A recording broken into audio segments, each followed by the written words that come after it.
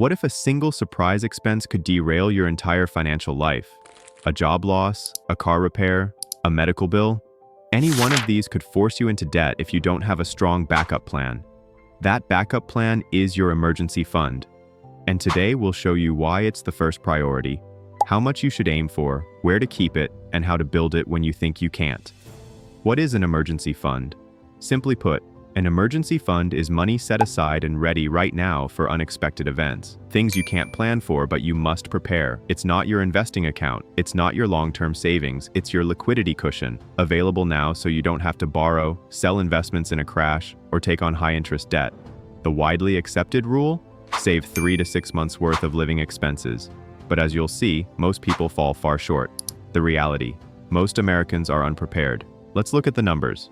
According to a recent survey, only about 41% of Americans say they could cover an unexpected $1,000 expense using savings. Another study found that 21% of Americans have no emergency savings at all. And when you dig deeper, nearly 37% of Americans say they couldn't afford a surprise expense over $400. What does this mean? It means a huge portion of people are just one event away from borrowing, credit cards, or worse.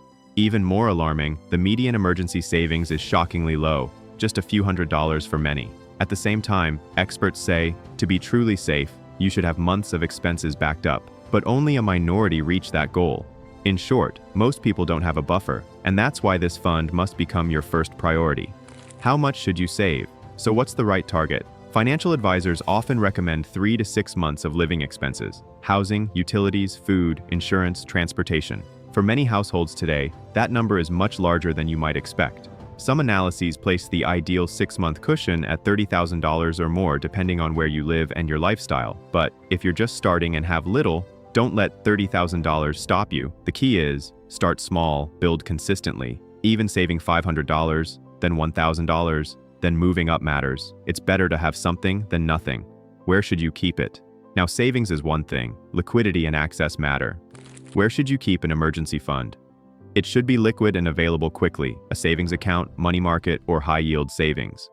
Avoid investing it in volatile assets like stocks. You don't want to withdraw at a loss.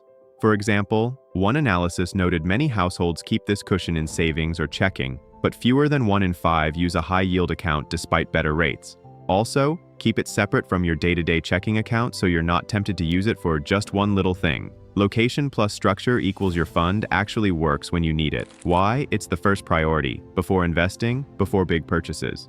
Why should you build this fund before focusing on investing heavily or buying luxuries? Here's why. Risk mitigation. Without it, you're exposed to debt if something goes wrong. Flexibility. You'll have options: job change, move, weather the storm rather than being forced. Faster growth. When you're not paying high-interest debt or letting surprises derail you, you'll be in a stronger position to invest. Imagine, you have a good investing plan, stocks are up, but you also have a car repair that costs $3,000 and you have no fund. Suddenly you use a credit card at 24% interest. Your gains vanish under interest-year debt. That's why building the emergency fund is step number 1 in your financial plan. How to start, even if you think you can't.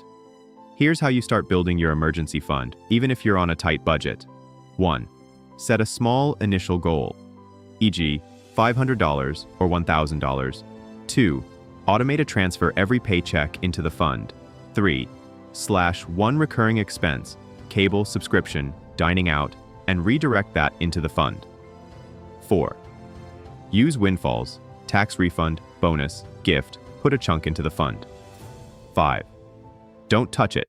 Keep it separate so you only withdraw for true emergencies. The math is simple. $50 per month equals $600 per year. In 5 years, that's $3,000. Then you build from there. Progress greater than perfection. To recap, an emergency fund is your personal financial safety net, a cushion that protects you when unexpected events strike, like losing a job or facing sudden medical bills. Sadly, most Americans don't have enough savings, which leaves them vulnerable in tough times. Ideally, you should build a fund that covers at least 3 months of living expenses, but 6 months is even better. Don't wait for the perfect amount. Start with whatever you can now. Keep your emergency money separate, easy to access, and never touch it for normal spending. It's your shield against financial stress. In the next video, we'll dive into the next pillar, debt. how to handle it so you don't derail your savings or future. If you're ready to stop being one surprise away from collapse, hit subscribe, turn on notifications, and start building your fund today. Your future self will thank you.